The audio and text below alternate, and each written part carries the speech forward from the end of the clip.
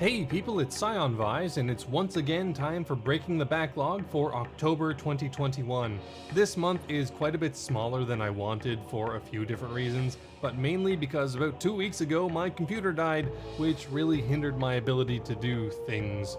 So yeah, I didn't get as many games completed this month as I planned, and the ones I did get were fairly small, but I did get a few done, so let's get right into it.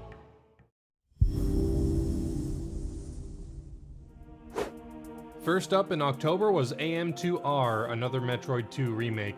I'm a huge fan of the Metroid series, but I'd never beaten this game, so in anticipation for Dread, I went through all the best 2D Metroid games, and that included AM2R. I'm really glad I did, because this game is fantastic.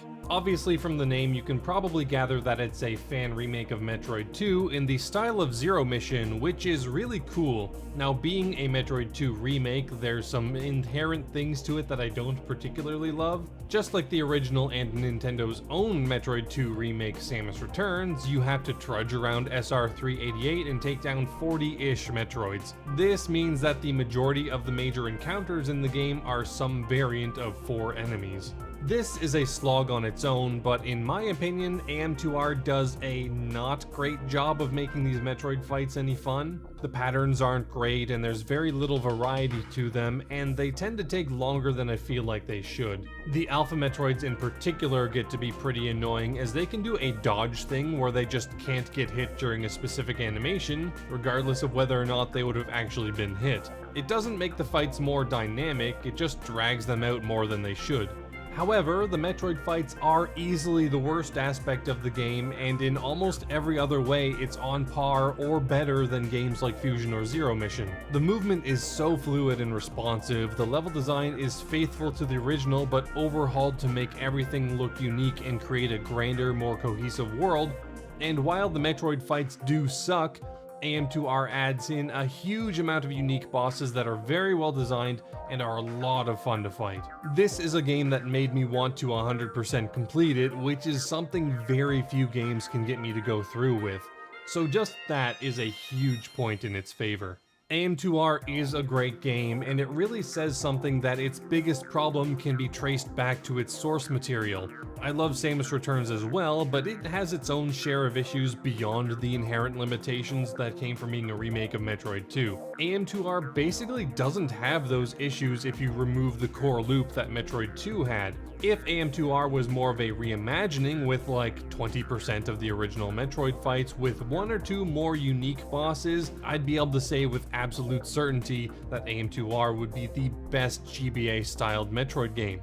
As it is though, it's still almost on par with those games and is absolutely worth playing for anyone who likes the Metroid series.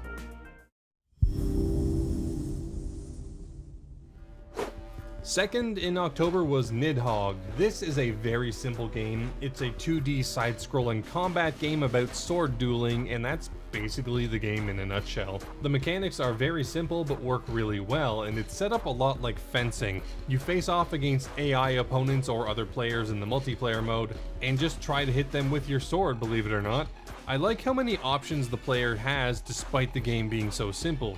You can strike at several different heights, roll around, do a jump kick, throw your sword, and more. It makes for some really fun and exciting matches as you try to make your way through to the end of the arena and get eaten up by the Nidhogg. That being said, that's pretty much all the game's got, so if you don't find the core mechanics fun, there's really nothing for you here. It's really short, so if you are interested and can get it for really cheap, it's worth a try for sure. I had fun, but since it's so reliant on its multiplayer for its longevity, I probably won't be going back in the future. Third in October was PartTime UFO. I actually started playing this in March, but kinda just forgot about it for a while. That's kinda why I started this video series. Anyways, I did finish it and I had a good time. It's a fun little puzzle game by HAL Laboratory. Note that I played the mobile version. I didn't even know there was a Switch port until writing this. I probably would have preferred that if I had the opportunity. Anyways, you play as a small little UFO trying to learn about Earth, and you do that by getting lots of part-time jobs. This basically just involves the UFO going around and grabbing things with its claw and moving around. It's controlled with a virtual stick and button on mobile at least, and that led to a bit of inconsistency, but it more or less worked most of the time. The actual puzzles themselves are really fun and have a lot of variety considering the limited mechanics.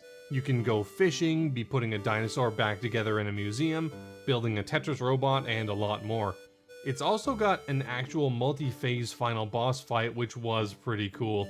The game is set up with a mission structure where you get 3 missions at a time. In order to get new missions, you actually have to get medals from previous ones, which could involve beating stages quickly, getting a certain assortment of items, or even solving puzzles in a different way, which I really appreciated. Overall, PartTime UFO is a pretty great little puzzle game, and is definitely worth playing if you like what you see. I'd probably suggest getting the Switch version though. I'd be willing to bet that it controls better, and a wider field of view would be helpful as well. It's good no matter where you play it though.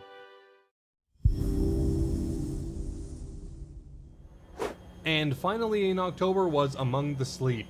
I was planning on doing several spooky games for this month, but unfortunately this is the only one I got done. This is a first-person horror game from the perspective of a toddler. Now that's a really interesting idea. There really isn't a lot of horror from a perspective like this, and it could lead to a lot of cool and interesting areas, designs, and ideas. I don't think Among the Sleep does everything it could with this concept though. There are some really cool things here, the area design is particularly good, but I never really felt the threat of anything it was trying to sell.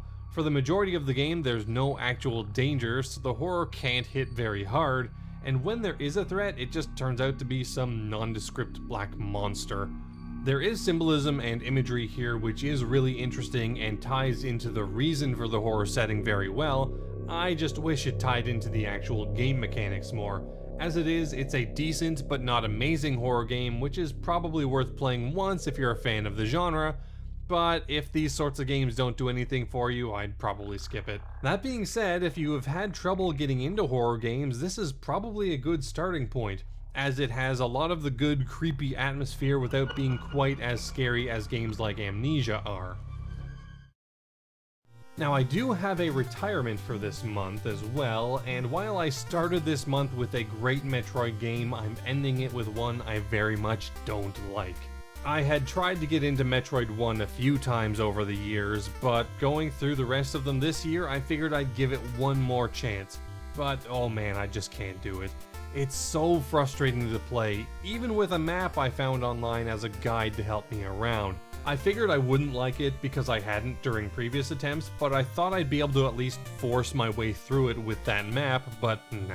This is just one game in a franchise I love that I can genuinely say I hate, and I don't think I'll be trying to play it again. And that was Breaking the Backlog for October 2021, just 2 months left, and I'm hoping to ramp up my pace a bit to close off the year. I just need to tear myself away from speedrunning Metroid Dread for a while. Anyways, here's the rankings for this month, and here's the standings for the year so far. Thank you so much for watching, and I will see you all later.